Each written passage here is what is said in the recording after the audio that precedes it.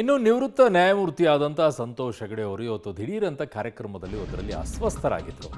ಅದಾದ ನಂತರ ಅವ್ರನ್ನ ಆಸ್ಪತ್ರೆಗೆ ದಾಖಲು ಮಾಡಲಾಗಿತ್ತು. ಈಗ ಅವರು ಡಿಸ್ಚಾರ್ಜ್ ಆಗಿದ್ದಾರಂತೆ.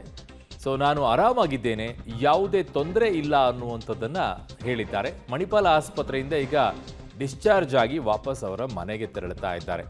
ಯಾವುದೇ ರೀತಿಯಾದಂಥ ಸಮಸ್ಯೆ ಇಲ್ಲ ಅಂತಲೂ ಕೂಡ ಹೇಳಿದ್ದಾರೆ. ಸೊ ಈಗ ಮನೆಗೆ ತೆರಳಿದ್ದಾರೆ ನೋಡಿ.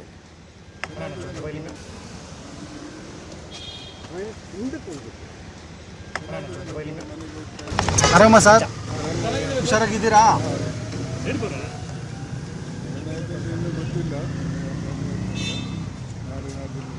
ಸರ್ ಆರೋಗ್ಯವಾಗಿ ಸಾಕು ಸರ್, ನಮಗಷ್ಟೇ. Okay sir, thank you sir. ಅಣ್ಣ ಹೋಗೋಣ. Thank you sir. ಸೊ ಅವರು ಆರೋಗ್ಯವಾಗಿದ್ದಾರೆ, ಲವಲವಿಕೆಯಿಂದ ಇದ್ದಾರೆ, ಯಾವುದೇ ರೀತಿಯಾದಂಥ ಸಮಸ್ಯೆ ಇಲ್ಲ. ಇವತ್ತು ಸ್ಕೌಟ್ಸ್ ಆ್ಯಂಡ್ ಗರ್ಲ್ಸ್ ಇದರಲ್ಲಿ ಸಭಾಂಗಣದಲ್ಲಿ ಕಾರ್ಯಕ್ರಮದಲ್ಲಿ ಇತ್ತು. ಅವರು ಭಾಷಣ ಮಾಡುವಂಥ ಸಂದರ್ಭದಲ್ಲೇ ವಾಂತಿ ಎಲ್ಲ ಮಾಡಿಕೊಂಡ್ರು, ಇಮ್ಮಿಡಿಯೇಟಾಗಿ ಕುಸಿದು ಬಿದ್ದರು. ಆಮೇಲೆ ಅವ್ರನ್ನ ಖಾದರ್ ಅವರು ತಮ್ಮ ಗಾಡಿಯಲ್ಲೇ ಸ್ಪೀಕರ್ ಅವರು ಆ ಮಣಿಪಾಲ ಆಸ್ಪತ್ರೆಗೆ ಕರ್ಕೊಂಡು ಬಂದರು. ಮಣಿಪಾಲ ಆಸ್ಪತ್ರೆಯಲ್ಲಿ ಅಡ್ಮಿಟ್ ಮಾಡಿದರು. ಅದಾದ ನಂತರ ಈಗ ಡಿಸ್ಚಾರ್ಜ್ ಕೂಡ ಮಾಡಿ ಕಳಿಸ್ತಾ ಇದ್ದಾರೆ. ಯಾವುದೇ ರೀತಿಯಾದಂಥ ಸಮಸ್ಯೆ ಇಲ್ಲ, ಆರೋಗ್ಯವಾಗಿದ್ದೀನಿ ಅಂತ ಹೇಳಿದ್ದಾರೆ.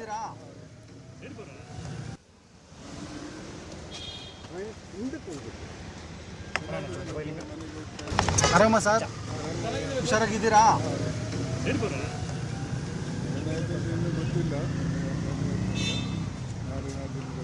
ಸರ್ ಆರೋಗ್ಯವಾಗಿ ಸಾಕು ಸರ್, ನಮಗಷ್ಟೇ.